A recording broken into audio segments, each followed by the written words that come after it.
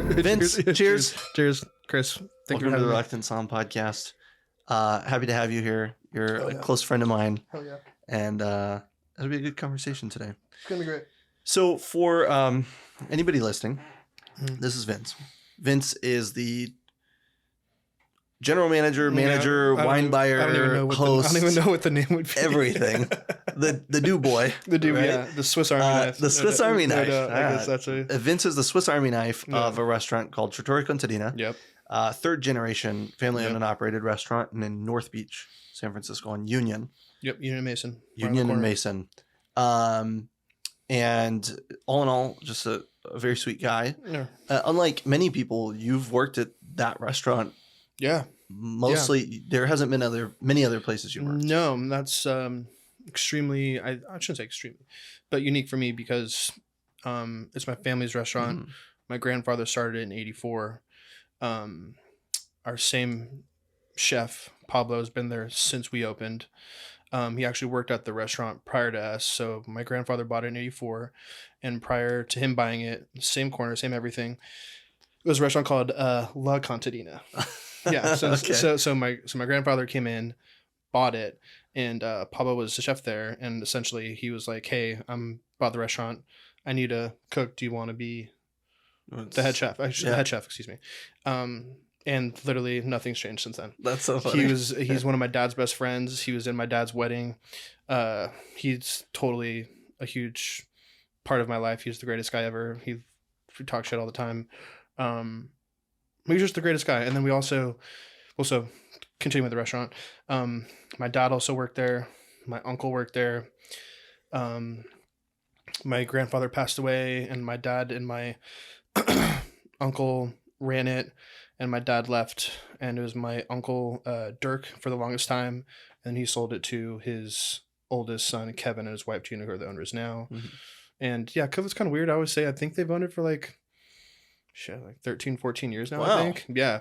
And they moved to Utah during COVID. And so, when COVID happened, again, they thought everything was going to close. They thought the restaurant was going to reopen. Yep. And we were super fortunate and got a PPP loan to help us reopen. And, pretty much start from there. They called me and they're like, we're in Utah now, so we can't really do this to the capacity that we were before. And JP, the head chef, Pablo, and Juan and Rocky, the whole kitchen staff was like, we're in. And I didn't have a job at the time, and so I was like, dude, let's do it. Yeah. And then it was kind of, we've talked about this many times, but like hit the ground running. So Kevin the kitchen does all of the buying for the food and all that stuff. But Kevin did all the wine buying and all the buying of wine, beer, everything, liquor, everything, everything. Yep. And so I just kind of was like, I wouldn't say thrown into the fire, but I just got like thrown into, this is how you do, this is what you should do. And I'm still learning like all the time. Yeah. Like never not learning of ways to do things differently, whatever. But we're super, super fortunate. I want to get that. It's a big thing. We're very fortunate. JP, again, he's been there for 40 years. Juan, who was our other head chef, but he hurt his knee, so he's our prep guy. But he's been with us for, we're celebrating our 40-year anniversary in August of this year. Yeah, so he's been with us, I think, 37 or 38 years. Wow. And Rocky, who was our prep cook before, he's now either head chef. I don't know. We have two chefs, a dishwasher and a salad guy. So I'm not sure what the terminology is. He's our head chef, one of our head chefs. And he's been with us for, I think close to 30 or 30 plus years, I think, with him as well. I'm there 10 years now, I think. Who else? Front of house staff seems like they've been there for a pretty long time. Yeah. So it's again, super cool. John, who's one of our waiters, he lives literally a block down the street from us. And he's with us for a long time now. I'm not sure how many years, but a long time. Milo, I live right across the street from the restaurant, literally like less than 2 minutes away. And Milo, who is our other server, used to work at the restaurant in the past, worked at Rose Pasola, worked at Water Bar. He's one of my best friends. He's just the greatest guy. And we're neighbors. And we're neighbors, so he works at the restaurant. Pablo, our head chef, lives right around the corner from Washington Square Park. Our bartender, Esteban, lives like a block away from Alto Vino. So a lot of us are really local. Truly a neighborhood Yeah, business. big time. Yeah. Who else? Jesus. I can't forget about Jesus. He's the man. He's very much Swiss Army knife too. He's just the greatest guy. He's been with us. I think he was like 18, so he's been with us for like, I'm not sure how old he is, but he's at least 20 plus years. Wow. He worked busser, waiter, has been a waiter for a long time. Just the greatest guy. I don't want to forget anybody, but no, I mean we have busser Annabelle, a couple new bussers. Danny, our salad guy's the man. Luis, who's our dishwasher people. We're very, very close knit group. I mean, we don't have a lot of staff, and we just do our best, and I think we do a pretty good job. We kill it. And it's just super fun. I mean, we're like I enjoy going out and eating and doing stuff, and we're very much a homey, big plate of pasta, have a good time, good vibes, no thrills, but it's just super fun. I mean, if you guys, you've been there before. I mean, it's a very kind of unique vibe, I would say. I feel like it's in the best way. Classic North Beach. Yeah. Right. Yeah, like there's not too much left. No, I mean, even like outside fortunate. of like Sotomare, I never say it right. And outside of a couple other places, like there's not a ton left that hasn't gone like either like super commercial or super sellout, or hasn't kind of like been bought and just turned into a tourist destination. Right. And I think that's one of the things that I respect a lot about Trattoria Contadina is that it's like, it's still very much like a neighborhood place, and it's not over in the midst of all of the other we're so fortunate restaurants, right? You're kind of a little further out, and literally a block up. It's nice because sometimes you walk over by Chubby Noodle and by some of those places, sidewalks packed, especially with the new Luke's that just opened there. Yeah, which is great. We're very fortunate to have Luke's. But I mean, it's wild in that way. It's all good. Another great spot too is Frenzy by Night. Frenzy by Night. I'm not sure exactly when they started, but didn't start too long after us. And family run. They're family run. Family that runs it are just the best people. And I don't get to. I've been there twice, but I can't go and show support because we're open the same days off. With like a lot of restaurants. Yeah. But they're great. They're really good people. Who else? That's kind of it. North Beach restaurant closed, but I think they're reopening. Yep. Barbara, the place across the caddy corner, right across the street from Firenze by Night. Barbara Pizzeria. Oh, Barbara Pizza. Oh, sure. Yeah. That's the guy that's buying. I think that's buying North Beach restaurant. Right? Yep. Yeah, and he is also the one that opened the California seafood place right next to Gino and Carlos. I think he owns that too. Oh, really? And then a new place on Union. Osteria, whatever dude, it's called. I drove by there Saturday night. That place was fucking packed. Yeah. And dude, and so was Celeste, dude. That place was packed. I know. That's a whole different. I couldn't believe it. It's a whole different animal. Good for them, dude. Yeah. Good for them. It's interesting. I think that, before their Osteria going in right next door to Brixton, there wasn't really much food on that side of Union outside of like Rose's. Sure, but they're not even over dinner. Or Terto, right? And neither of them is like. And they're further down. They're a block down the street. Right. Yeah. Exactly. But this is like right next to Brixton. So if you're gonna like go out, you can like go there and have dinner first, or if you go out early, you can pop over, have dinner, rally, and then go back out again. Dude, but again, it was Saturday night. I had the night off, and I was driving down Union because I just want to see what it was like. It was like 9:30 at night. That place, the Italian place, Celeste, Brixton, spilling out of the street. Dude, it was crazy. And then the next to the Mexican place, same group, it's a Mexican place, and then the vegan place on the corner, right? What's it called? Wild Seed. Oh, right. The back of the house group. Yeah, Flores and Wild Seed. It's beautiful, dude. They're like tables outside, doors open, people smushed in. I was like, dude, 9:30 at night on Saturday, good for you guys. That was one of the first places that we went when I came to San Francisco. Well, not one of the first places that we went. It was like within the first month that I lived here. We went there, and I remember being like, wow, this place is so cool, and it's so busy. I wonder if it's new. And it's like 6 years later, and it's still as busy as ever. That group just knows what's up there. Yeah, because they also have Super Duper. Which is awesome. They have another place over off Union and Hyde. I'm forgetting the name of it, but I'm not sure. It's an Italian joint. I'm spacing on the name. And then they have like Taylor's Son or something. Taylor's Sons. That's the one on Deviz. Yeah, there's another one. But that's the same group, right? Same group. Yeah. Yeah. I want to say it's Super Duper and we know De La what it is. Rosa. I'm not sure. I can't remember if they have De La Rosa too. What I met he's like one of the managers of De La Rosa the other day. Such a nice guy. Yeah. Just randomly at a bar. And That's so Nick funny. Flulis's place on the street. Oh yeah. Yeah. How's that place going?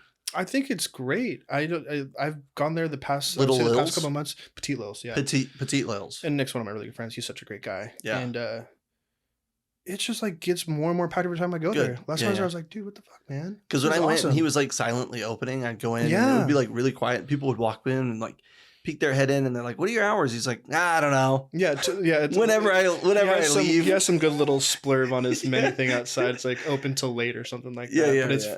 but he does like food till 1 o'clock. Yeah. Food's really good. I did a Charcuterie. bone marrow chartreuse luge the other day. Oh my god, really? Yeah, yeah. Oh, I want to do that. Yeah, That's cool. and like the back bar, he's got a bunch of great booze. That's great. But the space is, it seemed really big in the beginning because he opened and I don't think he even officially had like an opening. No. And It was private events for a while. yeah, and he would kill with private events Yep. and stuff. I was like, Yep. dude, this is so cool. And now, again, literally like every weekend, if I go down there, what have you, there's just more and more people there. I'm like, That's dude, great. fuck yeah, That's dude. good. I'm so it's so good. excited. Me too, because he deserves it. He's put a lot of work into it. Yeah. And the food's really good. Yeah. And he's just the funniest guy on the planet. He's so He's the funny. funniest guy on the planet. He's so funny. He reminds me, like, if you think about like a New Yorker, he just reminds me of a New Yorker. Like, he just has kind of that, like, I don't give a fuck attitude. Like, And you just like, if you say no, he'll find a way for you to say yes. Yeah. He's so funny.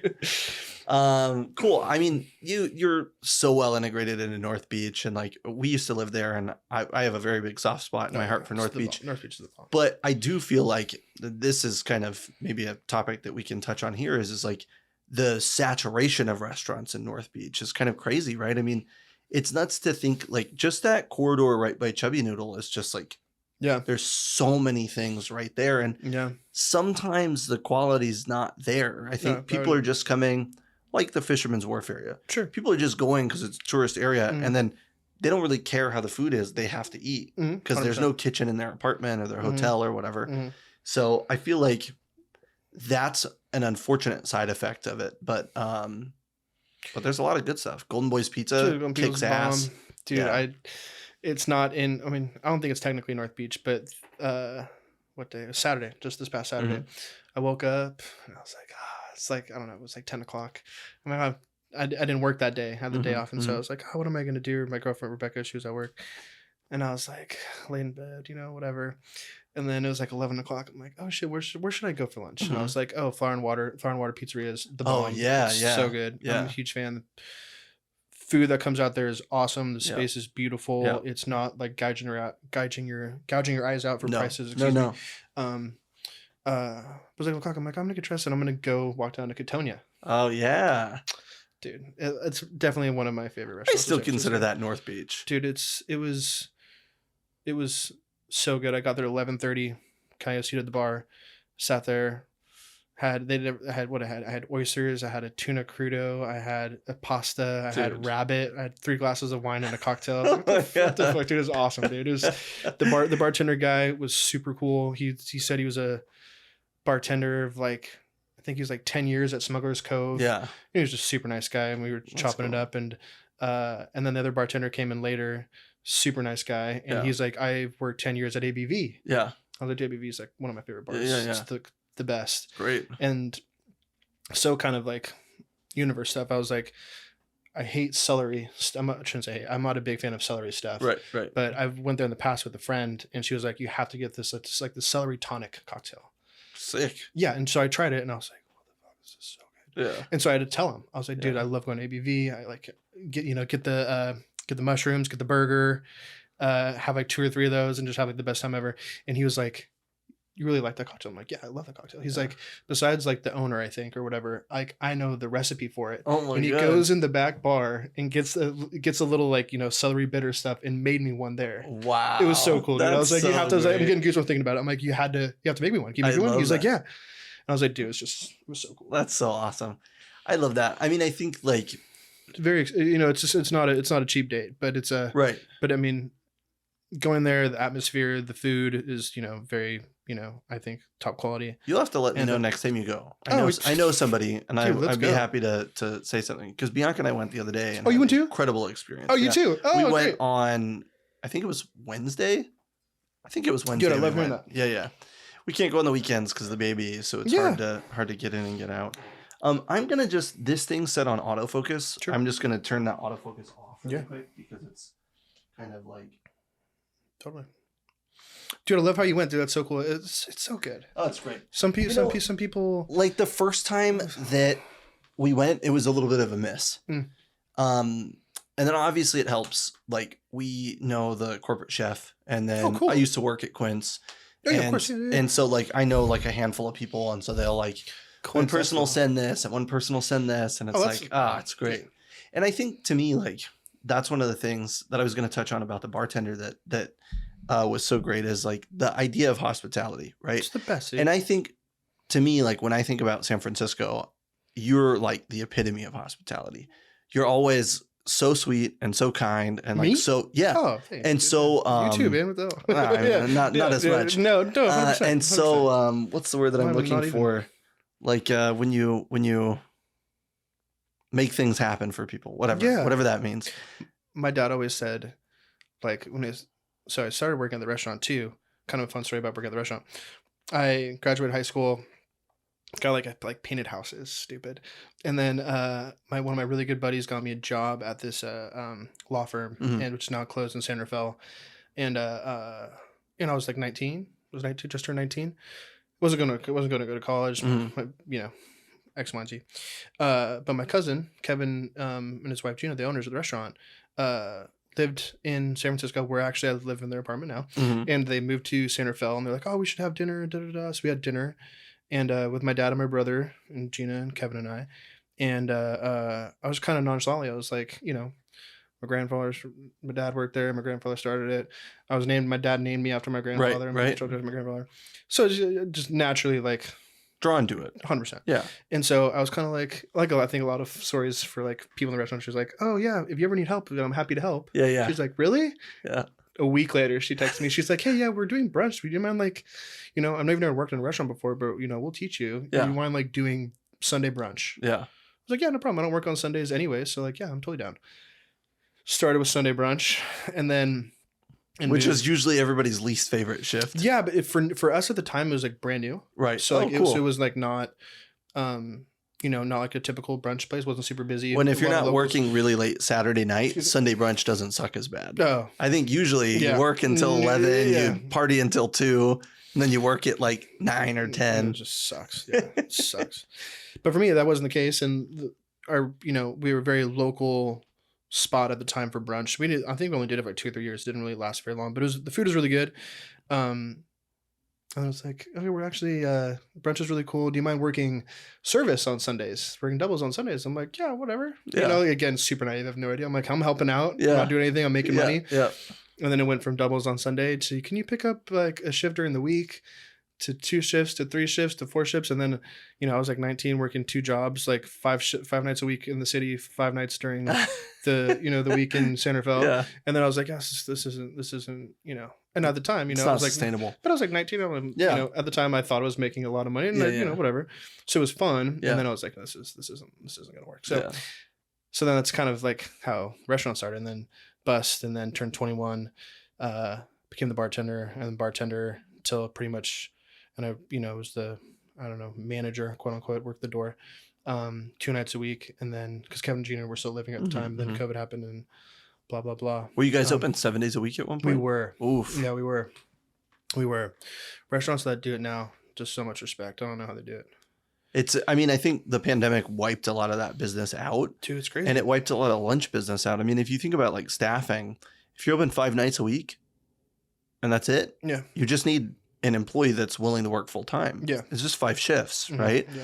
But the second you start opening a 6th shift, you need to start having an extra roster of staff that can work 4 days and 4 days or whatever. And so you can cover your spread, and then 7 days.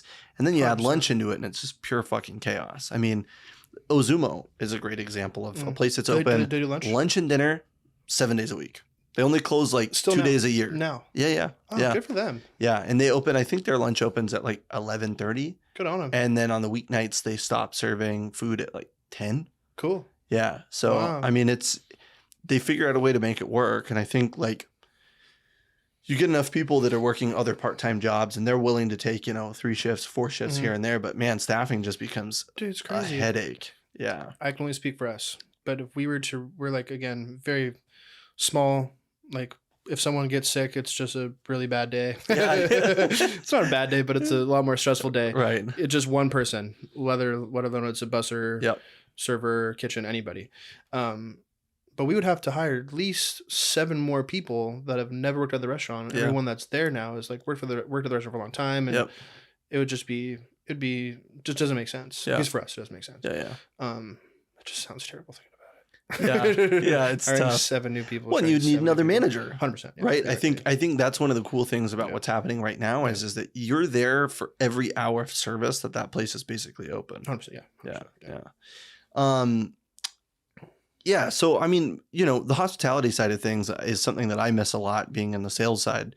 But I feel good because I feel like I get to work in a lot of different restaurants all at once is how I think about it. Right. Definitely. A little too ADD to like work in one restaurant. So I'm like, I get to contribute to 150 different restaurants every day. Whatever works, right? Whatever works. Yeah. And so that's one of the things that I really like too, is like when I come to Trattoria Contadina, it's like, it's not just you, right? It's the whole staff. Oh, and yeah. you can feel it in that place. All of the staff is friendly. Everybody's really kind. Mhm. Everybody is hospitality forward. And Mhm. I feel like a lot of places have lost that. And maybe it's struggling with staffing after the pandemic. It's hard to get Dude. people that actually care anymore. Yeah. I mean, look at you. Yeah. Yeah. Yeah. So it's It's totally hard, dude. It's hard doing anything. it's challenging. It's hard doing Yeah. anything. Yeah. After the Let's be pandemic. real. It's hard Yeah. to do anything. That's like we had like 3 or 4 months we didn't do anything, and the government paid for us, and it was Dude, it's a crazy. dream. It It's was a dream crazy. come true. It's crazy that even happened. Yeah, it's wild. I'm happy we made it through though. I couldn't imagine not eating in restaurants again or having to eat outside. It's crazy. Yeah. I totally respected the eating outside thing because that's how Yeah. you had to do it. But personally, I don't like eating outside. Yeah. Unless it's like nice outside, obviously. Yeah. But like in San Francisco, it's hard to eat outside. Yeah. Yeah. It's either windy as hell Yeah. or it's drizzly or foggy or Mhm. cold, right? And Yeah, it's I'm like I'm not going to spend money to sit outside. Yeah. Not enjoy my the same experience. money. The same, yeah. I think yeah. there was a place that I thought I remembered after the pandemic that still had a bunch of parklets and nobody would sit in them. Mhm. And so they were offering like a slightly different menu for us. So maybe it was Angler. I want to say at one point Angler had like a slightly less expensive, a slightly different menu for their patio, their outside seats than they did for the inside seats. And I thought that was a really great concept. I mean, executionally, it sounds like a pain in the ass because now you have 2 different sets of things that you have to make. But I also think that that's kind because like you said, if you're meals aren't inexpensive in San Francisco. No. You go out to dinner, it's $200, Dude, $250. Anywhere. Like it's anywhere. You're like, Anywhere. I'm not gonna spend that much, but at the end of No. the day, you're still paying the ditch. Yeah, I mean, yeah. I watched this funny video on Instagram the other day, and it was this girl, and she was like, "Let me show you how I plan 4 meals, 4 days of meals off $60." And I'm Good like, luck. I got to know how she does this. Yeah. And she It's like going out fills to her eat? shopping cart. Oh, just okay. No, go she sorry. fills her shopping cart, and I go like, "That's bullshit. There's no way that's $60 in groceries." Yeah. So I click on her and I look at her profile. It's like located in Boston. I go, okay, Yeah. yeah, it's not San Francisco. Yeah. Yeah, a It's hard, half dude. a shopping cart of groceries, $140, $150. Rebecca and I went to Trader Joe's and got nothing the other day. It was $60. Yeah, you walk in and they're just like, "Here's your tab." The best one that kills me the best is when you go to like Target. Yeah, You're like, I'm just getting shampoo. I'm getting, toothpaste, whatever. And it's No. like $100. I'm like, Yeah, what yeah. the fuck did I just do? Yeah. I know. We do that too. Every time we Target. go, we're like, "Do we need a new coffee machine?" No. No. Do we need a French press? Oh, Maybe. maybe. Yeah. That's always been my dream of getting like a single pull espresso machine. Oh yeah. That'd be cool. I would love one. I've seen. They're expensive. if you were to get one, I feel like it's worth spending the ditch and Yeah. whatever. But it's if you like espresso, it's totally worth it. Yeah, they're not inexpensive. One of our friends has one and it's broken and she's waiting for repair pieces. And then she got a new one and she might give it to us. So we might have a little single one at the house. It's going to be great. It actually grinds the beans out of the back. You don't have to pack it at all, which is even you can better. get ones, yeah, totally. Yeah, because dude, so awesome. I just already don't like grinding coffee beans. I mean, I do. It's hard to do. It's better, I think, right? But it's also like one of those things where I don't want to do it when the baby's asleep because I don't want to wake the baby up, 100%. and then I kick the can down the road, and then all of a sudden we're out, and I go like, I didn't drink any coffee today, and then I'm buying an $8 cup of black coffee, which is silly. It's ridiculous. Yeah. And here you can just press a button. Yeah. And it just comes out and it's right there, hot and So ready good. to The go. crema on top. Dude, they're so good. Yeah. My John, server at the restaurant, was at his apartment today, and he just bought one. It's very similar to what you said. He's got the beans up top. You literally just press a button, you get it all dialed in. Yep. I've never seen one before. Yeah. Or at least one, his model, whatever. And he's like, yeah, I already dialed everything in. Literally just put it in, pack it, press power, press whatever. I was like, dude, that's so fucking cool. That's the best. Yeah. So what's the vino we're drinking? Yeah. Oh, do you like this wine? It's delicious, yeah. Yeah. Okay. So I know that you brought a wine for us to share, and I'm really excited about that. But I also wanted to I didn't want to bring something. I wanted to open something that was special and reminded me of you. And it's something that I wouldn't drink without you. Oh, killer. So, it's delicious. Great it's a wine that you may or may not be familiar with. Oh, yeah. Dude, this is really good. It's really good. It's in a great place. Yeah. Fucking shit. No way. Dude, this is good. You gave me this wine like a year and a half ago or 2 years ago. Because I stopped making it. It was after the first lunch we had. At Perbacco. Yeah, Marquesa de Gracie at Perbacco. Yeah. Dude, this is tasty. And Ludovica was there and she was scolded that guy. Yeah. Remember? Yeah, I know. We won't talk about it. 2011 Marquesa de Gracie Monferrato, which remind me, this is 100% Merlot vineyard in a Barbaresco crew. So that I'm not 100% positive on. Okay. This wine was, I mean, obviously it's 2011. Wow. It's in a great place. Wow. Yeah. I'm like really kind of blown away. I used an Osso and the cork was still, I could have pulled it out with a regular corkscrew and I mean, it's drinking great. And the temp helps too, but. Not that I can say drink a lot of Merlot in general, let alone Italian Merlot. Merlot. Merlittle. Wow. Yeah. I'm like really impressed. Yeah, yeah. It's in a great place. I mean, when I evaluated it, I was like, I want to make sure it's not corked. Yeah, of course. And I tasted it. I go like, oh, this is great. And I poured it in this little carafe so we could pour it without having to move the bag. And I think this helped to give it a little bit of extra air. I never in a million years would have guessed what that was. Yeah. No, I mean, I don't think it's fair. I also think it does not drink like typical Merlot. No, I would never in a million years guess it. Yeah. But what's funny, because the reason why I gave it to you is because we randomly had a couple bottles left. And during that lunch, she said she pulled all the Merlot. Yeah. And I'm like, well, I have the vineyards are gone. Yeah, the vineyards are gone. Yeah. Wow. That's what I told Bianca. Super fun. I told Bianca, I go, this is what I'm opening. This vineyard doesn't exist anymore. Yeah. And she goes, we're drinking history. Are you going to drink it? Are you going to open that for the podcast? I go, now's as good a time as any. Yeah. And when you gave it to me, it was like a Thursday. It was like a random day. It wasn't a birthday. It wasn't an anniversary. It was just it like, had been just after we had the lunch. Probably. Yeah. And I was like, dude, we were just talking about it. Yeah. Yeah. One more than, So I wanted to save it for you. Wow. Cheers to that. Yeah. That is fun. This is really good. Cheers. Wow. Yeah. I'm so surprised. It's in great shape. I'm so surprised. We should probably save some for Bianca. No, 100%. Yeah. 100%. I'm excited to taste that other wine too. What was the other wine you brought? This is a wine that you were telling me about that's aged in cement for a few years. Dude, it's wild.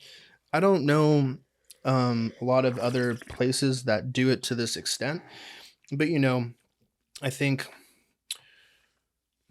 how do I say this? I can't speak for one, but a handful of Italian wines, like, aging in concrete has always been a thing, but I think it's like more of kind of a thing now. Yeah, it's becoming more and more popular. Yeah, and so this place, Recene, my girlfriend and I, we went, stayed at Badia Coltibueno, which is beautiful. I'd recommend anybody can go to Tuscany. It's like a big hotel. Dude, no, it's a castle. No, it's not a castle. It was a church. It's a church, I think. Okay. And it's incredible. It's so incredible.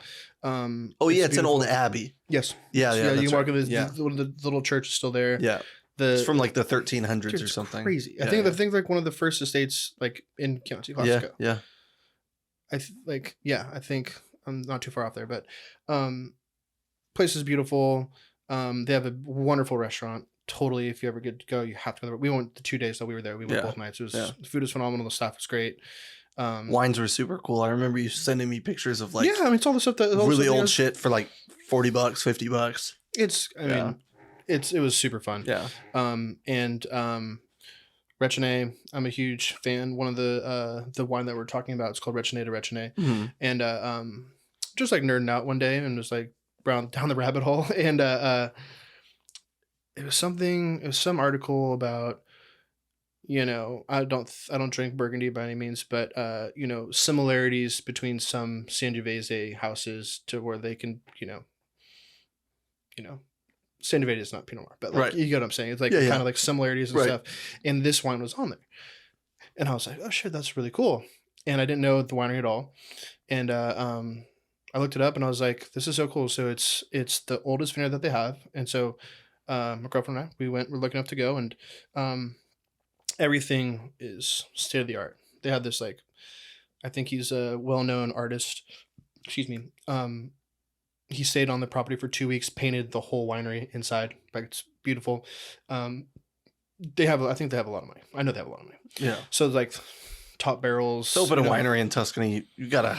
Well, it's been passed down. I think there's like the third family that's owned it now. But nonetheless, I mean, it was stunning. It was beautiful. And this wine's aged for 3 years. Again, there's like, there's levels to the barrels, obviously. And I didn't realize there were levels to the grade of like concrete, essentially. Right? Or the grade, not grain, but the grade or whatever. Sure. Yeah. How porous it is or how not porous it is. Yeah. Exactly. And so I was like, what the fuck? This is so cool. And so like, this is the best concrete, it's a, cube, square, whatever. Made in France, blah, blah, blah. And this is where we put this wine in. And I think even for sure, I think it's just concrete. They do some other wines in egg. Don't quote me on that, but nonetheless, so I'm like, oh, that's super cool. And then like, so of course we had to get the best Italian concrete, whatever. And so they age it in another concrete thing, but it's 3 years of their oldest vineyard, oldest vines of Sangiovese. It's right outside the winery. And and it's super good. And then I found the source sells it, and so I'm like, of course I have to try it. Yeah. And so we'll taste it. 2018. It's super good. I bought a couple bottles for myself, and I've had it on my birthday 2 years ago. Last year, my birthday was last week, so we're gonna have it for the third time. That's see great. how it's tasting. Yeah, so I love it. It's really fun. I think again, it's very unique. I think if you've ever had the wines before, the wines are great. They do. What do? They do Chianti Classico. They do Chianti Classico Reserva. They do a Gran Stazione, what they just started doing. They do the Rechene de Rechene, the one we're gonna drink. They do the Rosé of Sangiovese, and then they do a Trebbiano. It's kind of similar to the one to the Rechene de Rechene. I think it's in concrete, but it's a Rechene de Rechene, and it's Rechene di Bianco, I think is the name of the white wine. Cool. But it's just super cool. The wines are great. The state was beautiful. The people that worked there were awesome, and you can just definitely tell that there was like they have a really good understanding of what they're doing there. Yeah, it's fun. That's cool. I just opened a bottle of Isole Elena Chianti Classico the other day, 2020. It's so good, dude. I'm like, it's awesome. It's so good. I will say, like, I'm starting this like wine rating thing, right? Oh yeah, you're talking about it. And so I was like rating it, and I was like, I like it 1 out of 5. 5. It's fucking great, right? Yeah. Quality for cost, 1 out of 5. 5. It's $40, right? And like, if you consider like, bastard, they read their prices too. Yeah, I know. It's wine.com is $39.99. And but I thought about it, and I'm like, if you were to buy top quality Brunello, you're in the $200 range. If you were to buy top quality Barolo, you're in $100 plus. If you're going to buy top quality Amarone, you're in $100 plus. To 200. Giuseppe Quintarelli, it sells for like $300 a bottle or something, right? I've never had it before, but pretty good. It's huge, but it's good. And so I was just thinking, like, throughout Italy, like even Sicily, you get top Sicilian Contrades, and they're 100 something retail probably. But I don't know, but I mean, maybe sub. Yeah, I would say sub. Yeah, I don't think that's. I think it's 100% going to get to that point. Yeah, they will. People are on the up and up there. But Chianti Classico, to think of like one of the top producers in the region, $40. It's a pretty low cost of entry. I am extremely biased. Yeah, I love Chianti Classico. I love Sangiovese. I love Sangiovese. I love Sangiovese. I like Brunello, but sometimes Brunello can be too big for me personally. Yep. But obviously, it's phenomenal. But yeah, I'm biased. Yeah. Yeah. I love Chianti Classico. Yeah. I mean, again, the Recene we were just talking about, Isole. When I went there, we went to Istene, which is incredible. I mean, there's literally so many. It's hard to even name them all. Yeah. And again, like you said, the price point and then again, we were very fortunate with the vintages we're having there. The 1920 vintages were phenomenal. Yeah. I had a 16 of a Chianti Classico Reserva the other day, and it was just like, it was phenomenal. That's awesome. I mean, yeah, I'm biased, dude. Yeah. I love Chianti. I think it's cool. Like, for me, when I first got into wine, Chianti was one of the first things that I really enjoyed. Mm-hmm. And, I was working in an Italian restaurant, and it was pizza and pasta, and we're on the seawall, which is like Embarcadero, except there's a beach on the other side, not just water. And in Galveston, Texas. Oh, cool. And I was... That must have been fun. It was cool. I mean, it was like you'd get 8 people, they'd come in, they'd split 2 extra large pizzas and drink water. Mm. So you'd have like a, like a $60 tab, or sometimes you'd have people come in and they like get steak and the nicest bottle of wine we have. Where did you meet your wine guy in Texas? Which one? Your buddy that came to the restaurant. Oh, that was...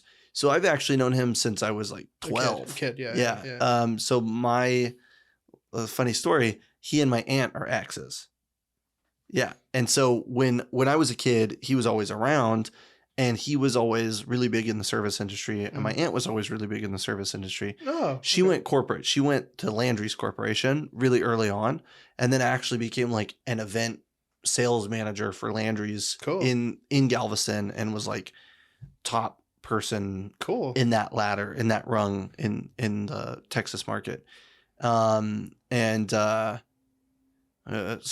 at the restaurant that I was working at, I was like 19, and like people would come in and ask me questions about wine, and I couldn't answer them. Yeah.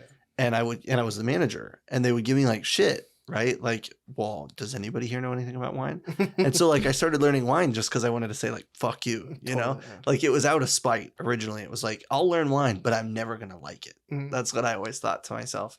I would say I've lived 1,000 lies through wine. It's like, I'll never drink Chardonnay. I'll never drink Riesling or whatever, you know? Yeah. And what's your daughter's middle name? What's your Riesling? Middle name? Yeah.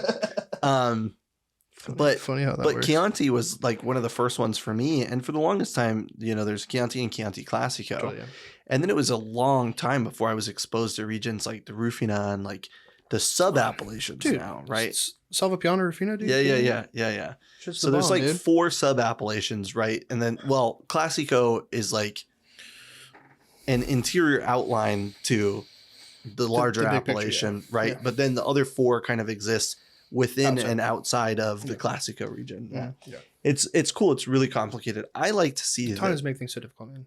That's true. That's crazy. Yeah. I just something the other day, I was talking to somebody, and I was like, oh, it's a superiore. And I'm like, superiore normally means like, higher. It means X amount of things, but like, it means higher alcohol. Higher alcohol, yeah. And they're like, yeah, normally that's how it is. But like in this particular place, I forget what we were talking about. Oh, like, great. That's not what it means there. And I was like, what are you talking about? Yeah. Really? It's like, yeah. It might have been one from Sicily, honestly. It might have been a superiore from like a Bianco Superiore or something like that. And don't call me on that. But it's something like that. I was like, really? That's ridiculous. Yeah. It's actually, then it's funny that you mentioned that specifically, because that's what I was going to touch on to the Isole Elena wine. Yeah. It's really interesting to me that vintage, have you tried the 20? Oh, yeah. Yeah. The 20 is 14.5% ABV. Yeah, it's big. And it's not a superiore. I mean, I know that they don't have to label it as superiore. I don't think they do superiore in Chianti Classico. Oh, that might be why. No, you're right. It's just Chianti Superiore. Chianti Classico is its own. I don't even know if there's a Chianti Superiore. Yeah, there's Chianti Superiore, but you're right. I looked it up, and there's no Chianti Classico Superiore. Yeah, no. So that's one of the things that was interesting to me is like Superiore wines usually sit at like in Chianti, not Classico, but in Chianti usually sit at like 13.5. Right. And then like regular Chianti sits at like 12.5.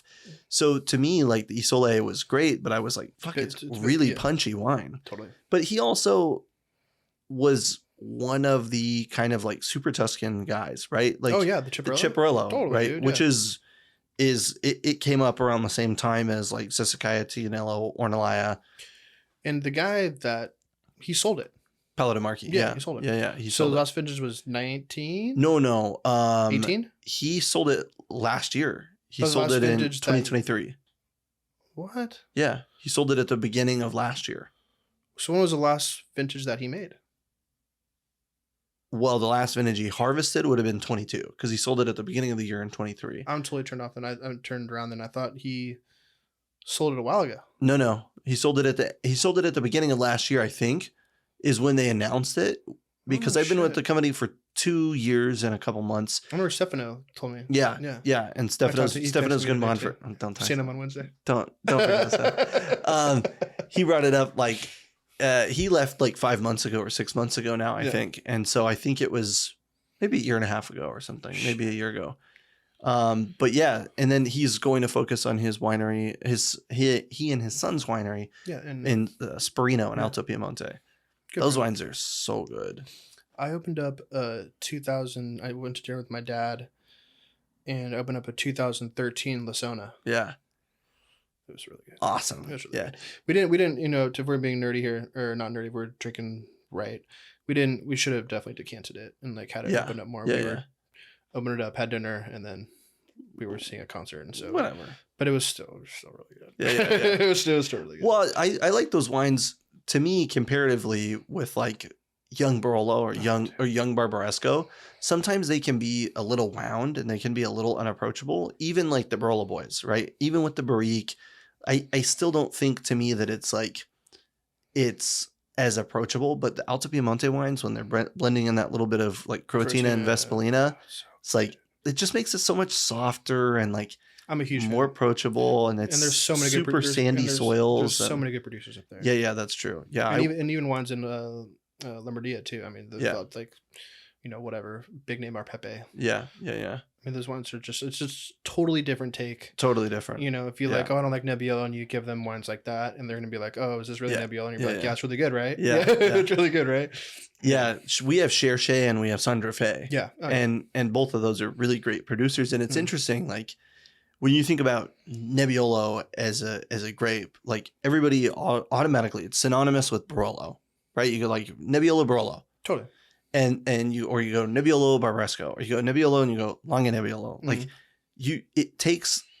I think that there's very few people that aren't like really into Italian wine that would be able to tell you that there's other regions that are growing Nebbiolo. Totally, right? Like Valtellina is not something that people talk about unless you're super into wine.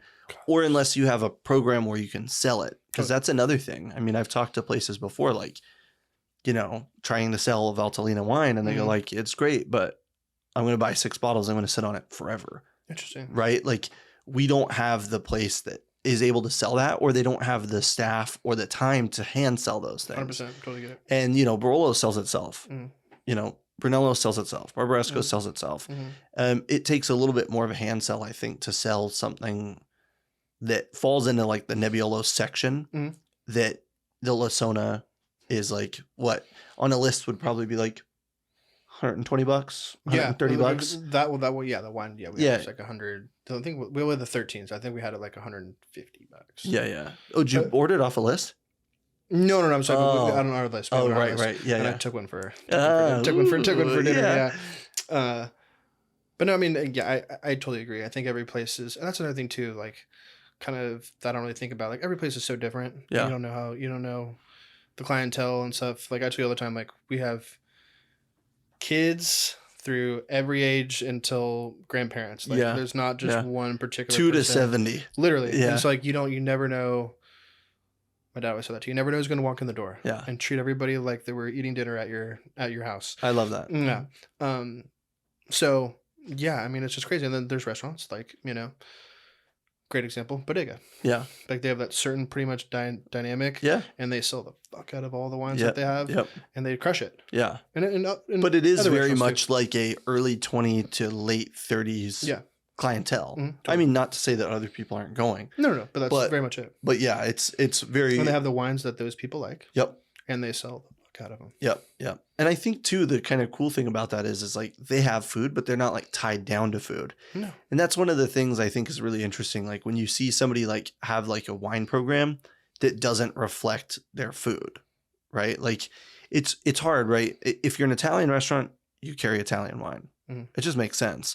and I've talked about it before, Italian wine is recession proof. Mm. You know, we see French wine sales fluctuating and the prices fluctuate dramatically all the time. Mhm. And you see like Spanish wine fluctuating, and you think about like restaurants that have closed. And it's like Piperod. It was like the top Spanish restaurant in San Francisco, probably. Sad. Yeah. Right. And then when Place you is think great. about like French restaurants, like, and I've said this in the past, it's like all the Michelin restaurants used to be like French influenced. Maybe, 100%. you know, Quince's Italian roots, but like the chefs were all trained like classic French kind of culinarily. I think that's like all of San Francisco. Yeah, to but the whole- now they're to the all whole. leaning Japanese, Mm. right? There's this huge influx of like Japanese inspiration, I think, into the kitchens. And the Japanese, you know, inspiration is like get high quality ingredients, which we just have in San Francisco. Oh, We're you're so fortunate. lucky. So fortunate. Yeah. And to just serve them perfectly, right? And it's not about like you don't have to fucking, you know, braise Mhm. anything. Like everything that we have is high quality, right? You don't have to confit things because everything that we have is really delicious I don't anyways. look at it that way. Yeah, totally. We're so fortunate. Yeah, and I think that's another reason that like there's a lot less lists that are focused on like French wine, right? And we're lucky to live near Napa and Sonoma and the other wine regions, obviously, like, you know, 100%. Clarksburg, and we're not too far from like whatever Lodi and everywhere else. But Yeah. anyways, my point is that like Italian wine and Italian restaurants, Yeah. there's more. Like you would think that there would be enough Italian restaurants. I don't think there's ever enough Italian restaurants. Yeah, totally. Right? Everyone's going to give you a little bit different. Yeah, yeah. They're gonna have And their take. exactly. On whatever it is. Yeah, yeah. Totally. yeah. I agree. So, And we're very fortunate here in San Francisco to have like, you know, we have a lot of really good restaurants. yeah. To add to that, I just went to New York for the first time. Oh yeah. What a city. Really? Have you ever been? I've never been. Oh, dude, you gotta go. I know. I said the same thing for a long time, and I Yeah. finally pulled the trigger. Yeah. It was so incredible to see how many restaurants, let alone restaurants, bars, coffee shops, lunch places, breakfast places, whatever, in such a small area. Really. You know, people have gone, they're like, duh, but like I just witnessed it for the first time, and it totally fucking blew my mind. It was incredible. Yeah. It was incredible. And like obviously it's way bigger than San Francisco. You can't even compare it, but like obviously with how big it is and just how many people are there and how many restaurants there, it's just like totally it's Yeah. kind of overwhelming. It was like Yeah. it was incredible. I just couldn't believe it. It was like kind of like, wow. I think the only reason that I would want to go is for the culinary You gotta experience, go, dude. right? Like, because I think about it and it's like, do I want to see the Empire State Building? I don't know. Dude, do I want to have really there's- good pizza? Yeah, I would Dude, have really good pizza There anywhere. is so much shit to do there. Yeah. It's like it's just crazy. Yeah, yeah, yeah. It's crazy. It's crazy. We say one thing. We went to this restaurant, and I'm pronouncing it correctly. I'm sorry, but I think it's called the Nordwick. I think it was in West Village, Greenwich Village, whatever you call it. I looked it up. You know, did my research before. I'm a big research guy before, and he was the gentleman, and I think he was one of the old Psalms at 11 Madison Park. Cool. Another guy was one of the old cooks at 11 Madison Park that left to open their own restaurant. And we went to a lot of really nice, you know, fun places. And this place like blew everything. Kicked. It was like the food was great. The service was like impeccable. Like it was just the food was great. Service was crazy. And the wine guy was so nice. I'm blanking on his name. He was so nice. This guy comes up. This lady comes up. He's like, "What kind of? What do you want for dinner? I mean, what kind of wine do you want for dinner?" Excuse me. And I was like, I was looking at this one wine, blah blah blah. But you know, I'm totally open to whatever you choose. I told her we're having for dinner, and we had this beautiful Spanish wine. It was Grenache, like a high elevation Grenache. It was phenomenal. Yeah. And she's like, "Okay, I'll get it for you." Blah blah blah. And then this other gentleman comes, and he goes, "How's your night doing?" Super nice guy. How's your night going? Blah blah blah. And I'm like, super happy to be here. Give him the whole spiel. It's like, you know, read about this restaurant, read about, you know, how people that started, how cool Here this from is. the other coast. Yeah, here in Yeah, California. I celebrated my birthday, and he was just super nice. And he essentially was like, "Yeah, I'm the song guy. I'm that guy." Yeah, and I was yeah. like, "Oh shit, that's so cool." Yeah. And so we totally hit it off, and he was just like so nice. They gave us like way too much stuff. Like it was just like incredible. Great. They gave us. It was just crazy. But then Rebecca, my girlfriend, she's so nice. She's so fun. We look at stemware of like what the brand is, whatever, right? And so I know I've been paying attention. Like I felt the glasses was really light in my hand, and it's like these are Zalto glasses. Yeah, yeah. And I was like, oh fuck, these are Zalto glasses. That's so funny. So the guy came over to pour glass wine. I'm like, hey man, I noticed these are Zalto glasses. This is really cool. Is this like all the glassware that you have? Because the glassware, stemware for wines. Yeah. And he's like, yeah, we use Zalto glasses. And I was like, I'm not sure what it's like in New York, but like I know those glasses are like super expensive. They're expensive. They're super expensive. Yeah, yeah. I think they're one of the most expensive. Yeah. No? Yeah, yeah, yeah. This Gabriel, just the standard series, is machine blown, and it wholesales. Like if you buy it as a restaurant, as a business, you're buying it, and I would buy it in 24 packs, which is the cheapest it comes. It's $14.67 a stem, and the golds are like $42 or $43 a stem. Really? And I think Zaltos they start at like 40 or 50. I think they're 50 for like the base, and then they have like the crazy some ones. of the badass ones are like 60, 70 a stem, 80 a stem. And that's our cost, right? That's not close. Someone Yeah, going online right. and buying it. Like Oh yeah, if you're gonna buy it, online. you're gonna buy it retail, you're gonna pay even more. Yeah, so I was like, dude, like this is the restaurant shop. It is the restaurant itself too. It was beautiful. Yeah, and they weren't stuffy, like they're trying to be like this fine dining thing. They're like casual, but everyone that was in there was dressed really nice and like, dude. So like how much do you spend on glasses? Because obviously you work at Madison Park. You think you guys know what you're talking about. Yeah. He's like, honestly, he's like, if anyone tells you to wash wash them, don't do it. Moral break. Put them in a dishwasher. Yeah. He's like, so we literally wash them in a dishwasher, and we spend, I think he said something crazy. He's like, we spend like $5,000 a year. Yeah. On Zalto glasses. Like, that's it? Like, do you ever break a glass? Just You ever break a glass? That's one glass. Yeah. I was like, wow, it's so funny.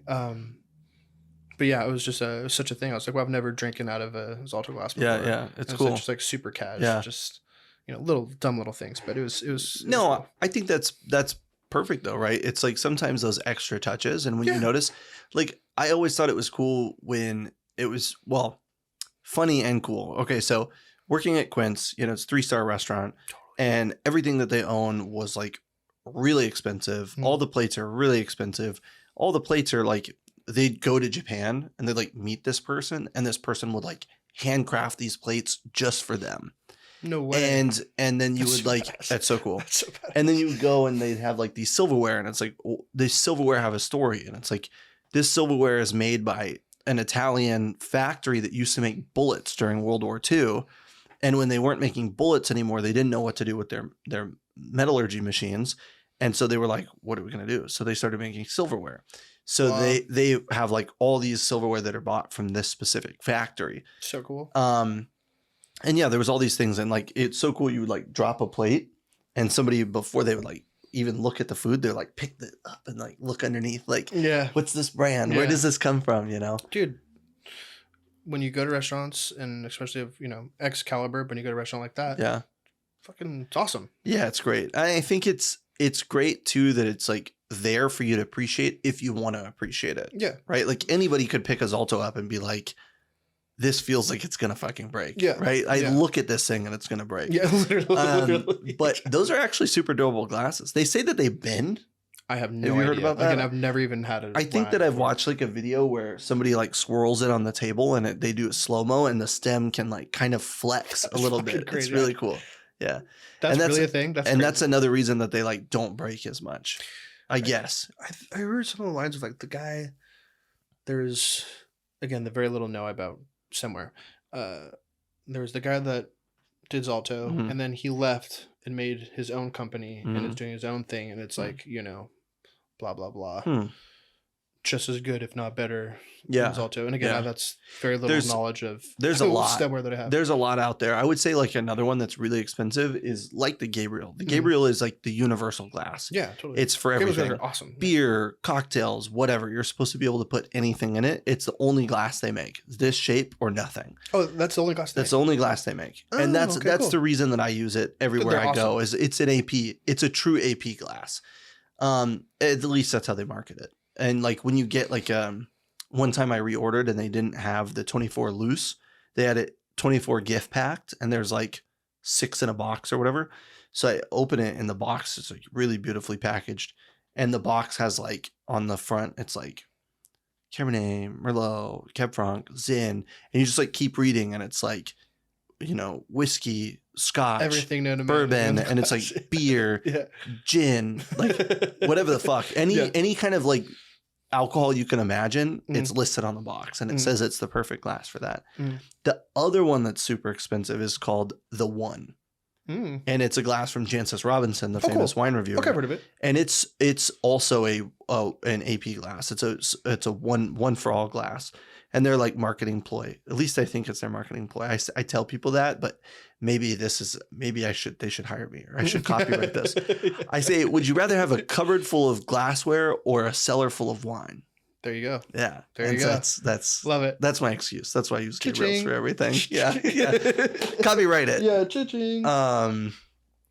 So that's what, because again, there's like, it's a whole nother, let alone wine, let alone corkscrews and the stuff, and then you get into glasses. Like it's just like, it's never ending. Yeah. It's literally never ending. Literally never ending. Yeah, and I think too, like there's like a lot of little things that you can do on a day to day that would elevate your like wine drinking experience. Like this, serving the wine at the right temp is primo, and you know, like storing your wine is a big thing. I remember the first time I went to Alpha Omega Winery. Oh, fun. I went with the Howells team when just like Bianca and I first started dating.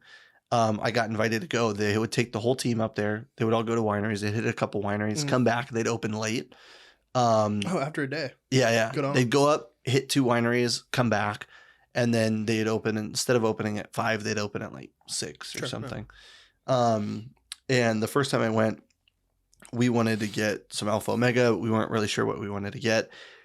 And this guy that we're still friends with was like, I'll split a 3-pack of the Beck's for Dr. Crane with you. Badass. 2019, I think. No, it must be 17 because that was... No, it must be older because it was in 18 is when we bought it. And anyways, it was a 3-pack. And he was like, I don't really want 3 bottles. And we were like, we'll take one.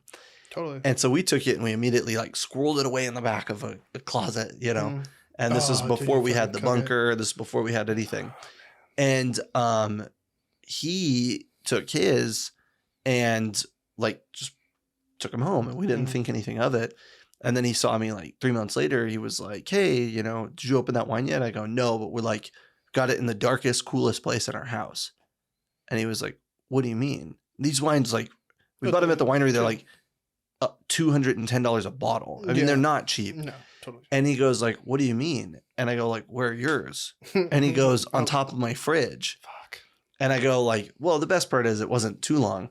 But I said, yeah, I mean, like, storing wine is huge, really challenging, but it's so worth it. So huge, yeah. And, you know, putting it in little places like on top of your fridge, you don't really think about, but like it gets the heat from behind the fridge. Oh, yeah. It gets the vibrations from the compressor that kicks on. It's getting light from wherever the light's coming in. All of those things are detrimental. Yeah, check the boxes. Yeah. None of that's good for the wine. so every time I see him, I'm like, still got those bottles? He's like, I still got them. I'm hiding them. That's like, so cool. Good. Yeah. So I think like Gabriel's are great. I love these. I mean, you could probably get this retail. Here's my Gabriel sponsorship plug. Sponsor me, Gabriel. You could probably get them retail for like $25. Yeah. You know, and they're pretty durable. I mean, the standard series, we've had 12. We've broke 2 in the last 6 months. We use our wine glasses a lot more than most people, though. Okay. I mean, my whole dishwasher is full of these right now. I have like 9 in my dishwasher. And when you came over, like 45 minutes before you got here, I was like, oh, fuck, I don't have glasses. So we burn through them, you know, and we're tasting wine at 8 a.m., 9 a.m. before we go to appointments, or we're tasting wine at, you know, the end of the night. We get home. It's crazy. Baby goes to bed. We have 30 minutes to wind down. And it just go like, what do you have open today? I don't know. What do you have open today? And we're just like, here, taste. Of course, yeah. That's all knowledge, dude. It's all knowledge. Yeah. It's awesome. Yeah. And that's another thing too, side note. Whenever a rep, this is probably should be standard, but whatever. I don't mean that in any way. But like whenever a rep brings in wine at a good temperature, first thing I say, Thank you so much. bonus for bringing points. that up. 100%, Yeah. dude. Yeah. It makes such a difference. It's a big one for me that I try to always be good about. And And obviously, you have it today. It's like it's not easy. You're Right. doing your job. It's like Yeah, yeah. it's hard to do that. But whenever I was like, thanks, man. yeah, great to have it's like the difference between a Gabriel standard and a Zalto, Sure, right? sure. It's like a small difference, but Mhm. it Huge has a thing. significant impact, right?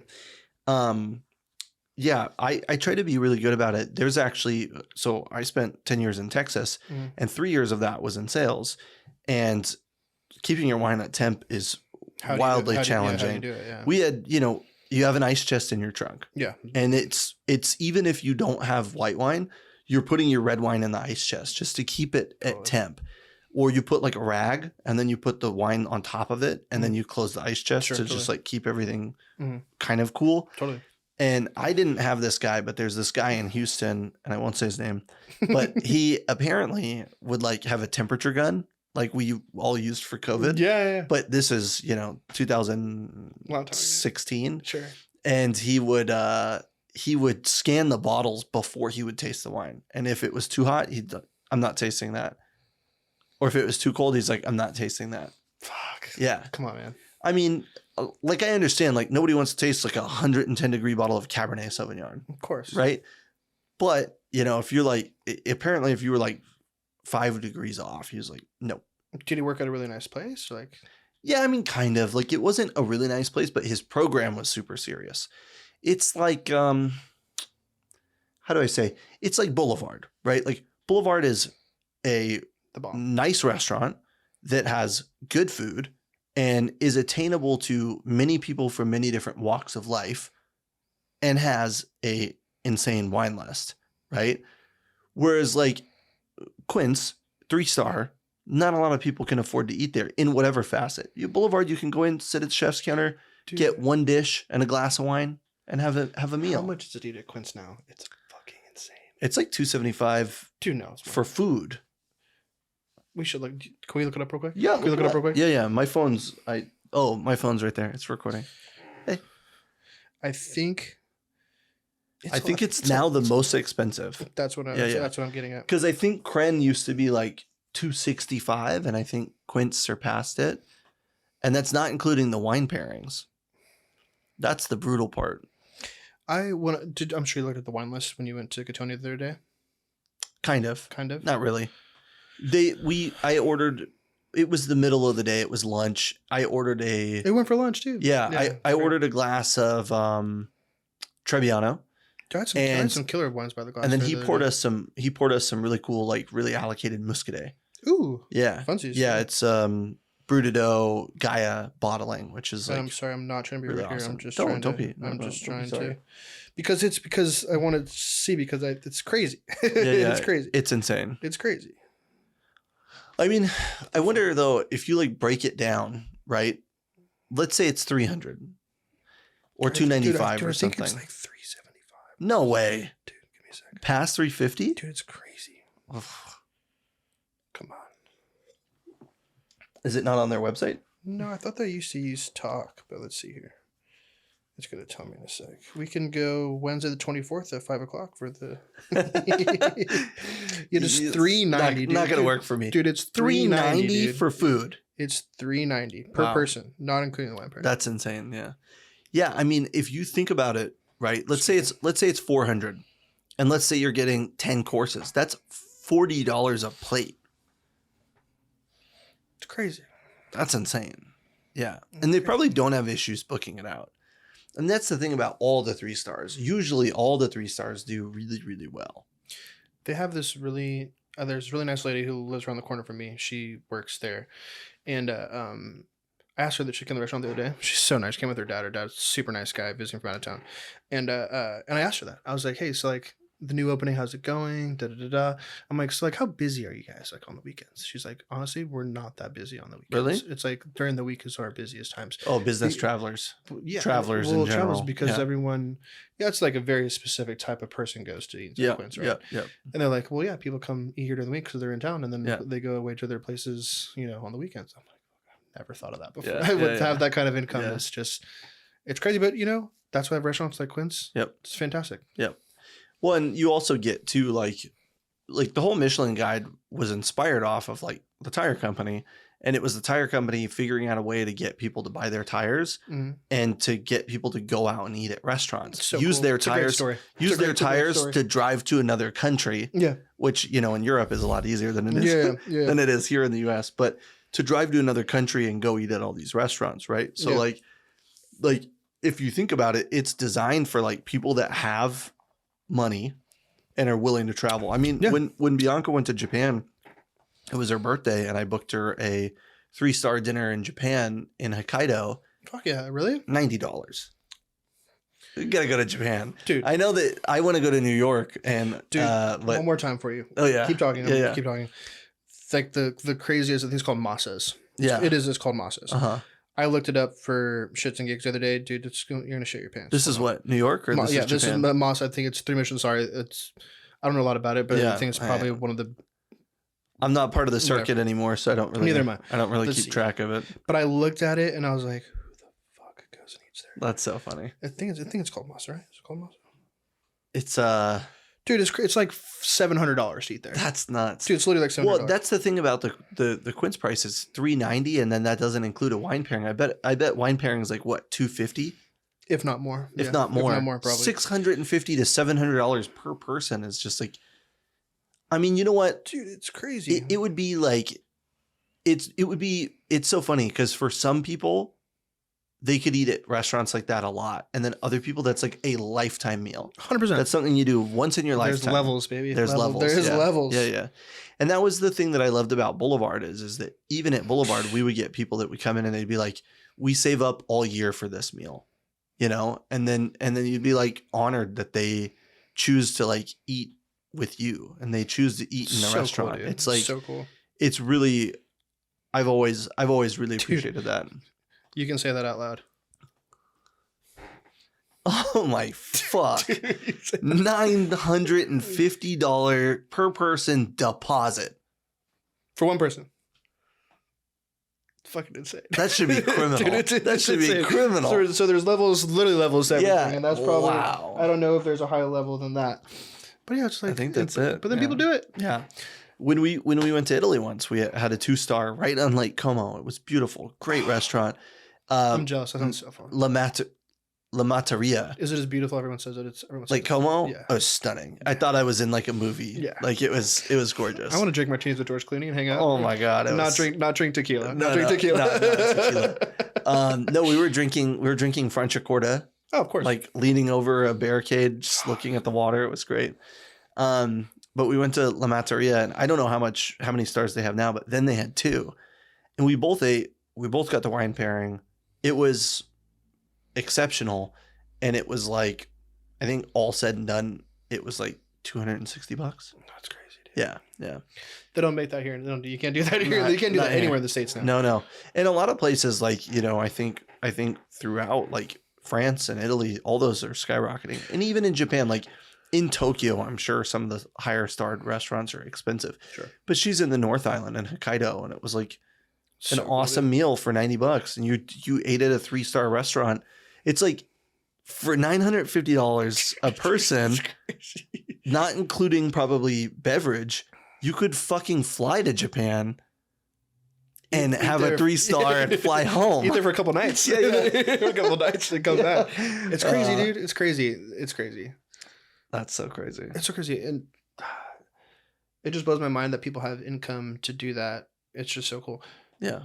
Good kind for of them. Kind of a funny story. And this is a great question for you too.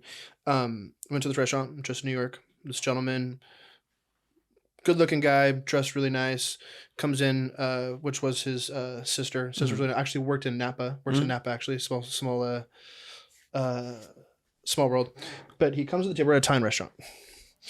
And he comes and he puts 2 bottles of epic Burgundy on the table. One I knew, it was Domaine Lefebvre. Oh yeah. It was Domaine Lefebvre, and again, I'm by no means am I vast in French wine, but it is I'm going to pronounce it correctly too. There's Montrachet, obviously, right? Yeah. It's like it's Betard or Betard Montrachet. Yeah, So, there's but Betard Montrachet and Chevalier Montrachet.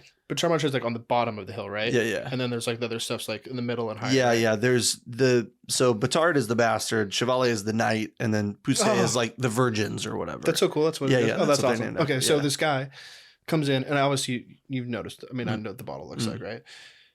And he goes, we're in an Italian restaurant. He goes, oh, my sister's in town, visiting about town. She wanted to drink Burgundy tonight. And he couldn't have been too much older. He was probably in his mid-30s. And so this is another guest?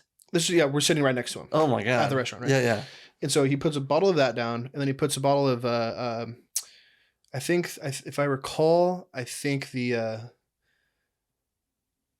Fev was like 2000, 2001. Yeah. And then the other one was a Burgundy. It was like a Premier Cru. How do you pronounce it? Vasse Romane. Romane. Thank you. Excuse me. Premier Cru. It again was vice versa. 2000, 2001. Yeah, yeah. And I looked up. You know how much that wine is, but like I looked it up on like just quick Google search. Yeah. It's like $2,000. Yeah, yeah, a yeah. bottle. Yeah. For the Chardonnay. I'm Yeah. not sure how much other bottle was. I didn't know the producer. Yeah. But I was like, just casual night. We're going to a Italian restaurant. Sister's feeling Burgundy tonight. And again, he's like this young guy, and I was like, yeah. He was really nice. He was super nice, and he gave us a sip. Rebecca and I a sip of the Pinot. Yeah. And it was phenomenal. It's stuff like you don't drink wine like that. Yeah. And again, he was super nice. And I'm like, hey man, thank you so much for the taste. You've been really nice to us and whatever.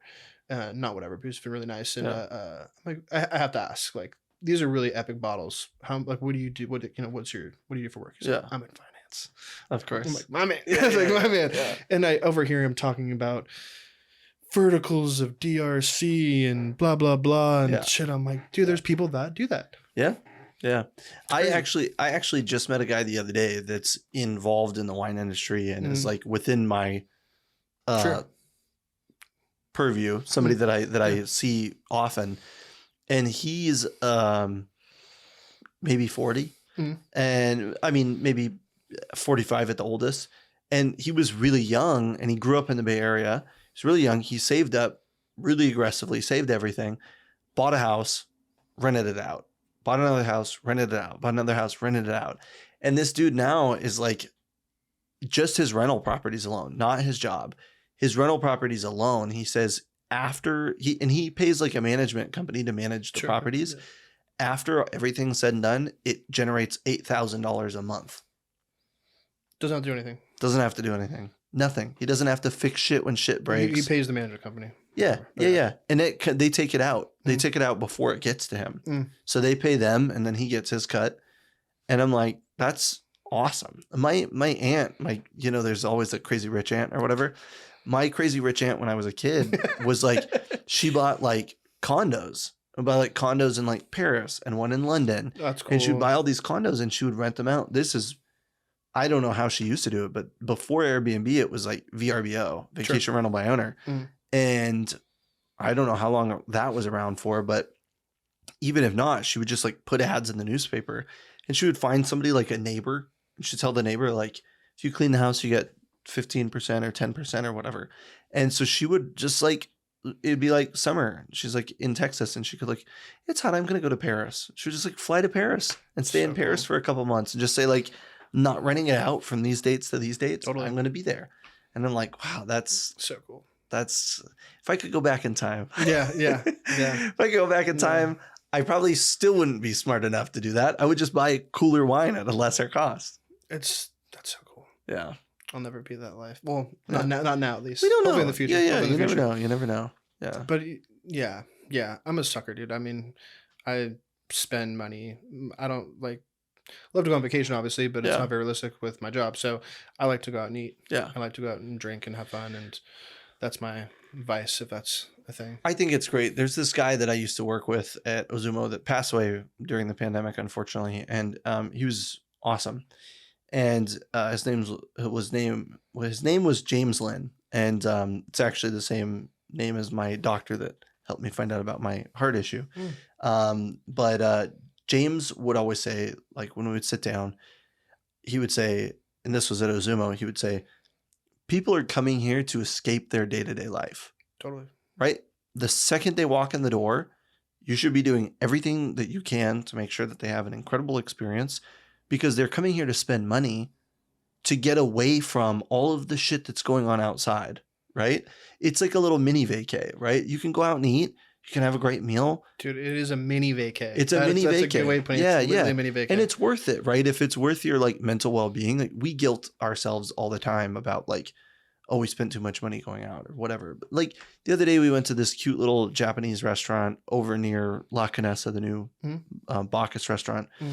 And have you been there yet? Oh yeah, we've been there a handful of times. It's really good. Really? It's solid. Yeah. And you know who's over there now running the wine program?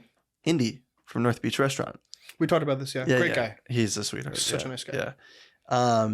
So we go to this Japanese restaurant. Because he used to work for the Bacchus. Yeah, he's a Bacchus alumni. Yeah. He and Scott Stewart used to work together. That's right. Many moons ago. Legend, Scott Stewart. Yeah. So Sorry, I didn't mean to do no, you're fine. So we go to the Japanese restaurant, you know, and like we go in and we've got the baby. And, you know, she's 1.5. She's a fucking tornado all the time. And, you know, I love her dearly. But sometimes I'm just like 0 to 100 real quick. Yeah. I'm like, how can we ever enjoy a meal out again? Yeah. Right. And so anyways, we get there and the server is just like really nice, really polite right away. And she just like, whatever you need, let me know. And we order a California roll for Emery.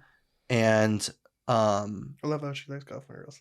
Kind of, she like picks it apart, but she loves rice. She loves avocado, so she eats the fake crab. She eats so much. Yeah, should I see? Yeah. Yeah. She's either going to be a chef or a wine person, or morbidly obese. Who knows? You know. Morbidly obese.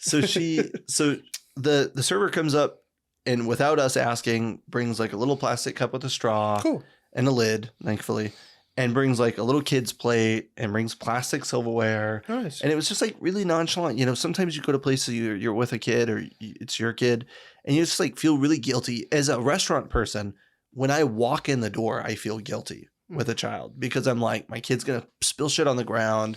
People say it to me all the time. I know what it's like to have to clean up after that stuff. And like, you know, it's really hard to like just relax and just unwind when your kid's there. You're like, I need to eat. And it's not the same thing. Like if we had a babysitter, we could just sit there and have a nice meal. Totally. But she just made us feel so good. And it's like such a good feeling, dude. I would really like to go back there because of how like kind she was. And not even kind, like she wasn't even trying. It was just like the root of hospitality. It's like what we're talking about and what we've been talking about. It's just like, it's what it's all about. Just make people feel good. It's one of the most rewarding things I've ever done in my life is to make somebody's day or make somebody's night. Or like I said, sometimes people come in, they save up all year to make somebody's year. They've waited a year to come to this restaurant and I made it special for them. There's no like you can really compare it to. No. It's really cool. Yeah. I totally agree. Yeah. One of the most, I mean, the things that I'm the most proud of in my life are obviously my daughter. Yeah. And you know, the life that we've kind of built and like the network of people that I have, especially here in San Francisco. But like the day-to-day stuff is like making people happy, whether it's a Joe Schmo on the street, but like, I really think back to like all of the restaurant experiences I had all the time. And I think about like how great it was and how awesome it was, like make people happy, make people smile. Like, oh, it was really good. I would kill for another one of those meatballs. Yeah. And you just bring them another fucking meatball, right? Like, what's it cost? Nothing, right? And they're going to come back. And they're going to come back. And they might tell people to come back and blah, blah, blah. Exactly. It's like a chain reaction. Exactly. And it's positive. It's positive chain reaction. Yeah. Yeah. Because it can easily be on the other foot too. Yeah. Yeah. At the Landry's Corporation, we used to call them detractors. And that was a bad experience. And those people would go and tell 10 other people how shitty their experience was. And you would lose satellite business, right? Yeah. Whereas like by doing other things, you're like creating a champion. You're like creating somebody that like likes you, likes your establishment, and all that's fine, but it just feels good. And what did she do? She did nothing like for the restaurant. There's no cost. She didn't give you like an extra something or anything. She didn't give you an extra meatball. She just treated you like a normal person. Nope. She just treated us like normal people. Kid, they're probably going to ask for this no matter what. My kid's not a burden. Yeah. It just felt like my kid's not a burden. Yeah. You know? And that was really great. It was very relaxing. It was very like, obviously she got up, she started, you know, just decides that now's the time to scream at the top of my lungs. Not mad, not upset, just scream. She's just partying. Yeah. Just partying. Just partying. Yeah. But it was so great. It was really nice. Yeah. Yeah. So, because you don't really, I mean, how do I say this? Like, you don't have to do a lot. It Right? doesn't take much. Doesn't take much. Yeah. Little, like, you know, if you can do like a little nice gesture here and there, but just like treat people how you want to be treated. Yep. That's a big one. Yep. Treat people how you want to be treated. Do you Yeah. want to come to a restaurant and have someone be a dick to you? Yep. Fuck no. Or like you said, like your dad said, is like treat people like they're dining in your home. Yeah. Yeah. You want them to have the best time ever. Yeah. Yeah. Make sure they have water. Yep. Make sure they have clean silverware. Yep. Oh, wait. Make- Is that a sign? make- Oh, you still have water. Oh yeah. Oh no. No, I just- I but know, just I like, fucking- you know, like, Yeah.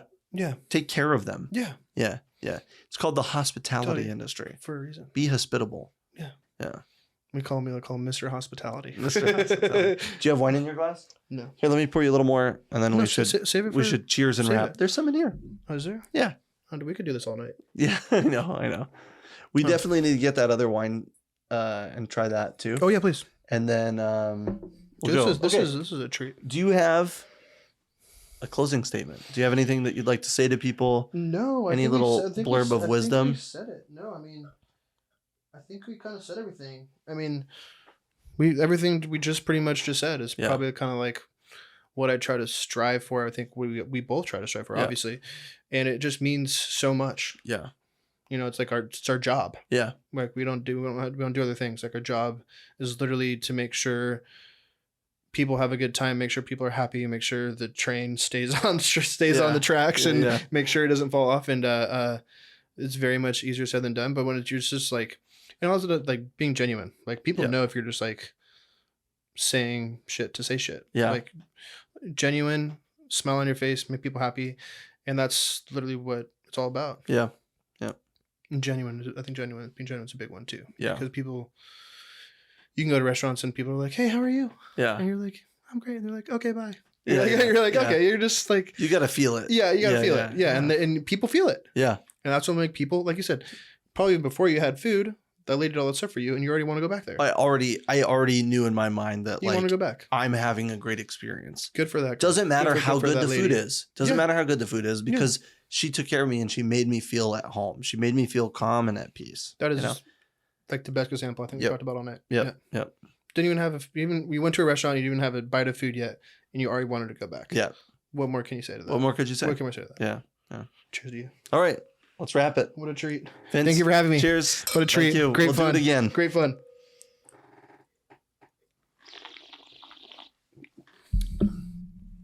Wine's great, right? Dude, It's still going too.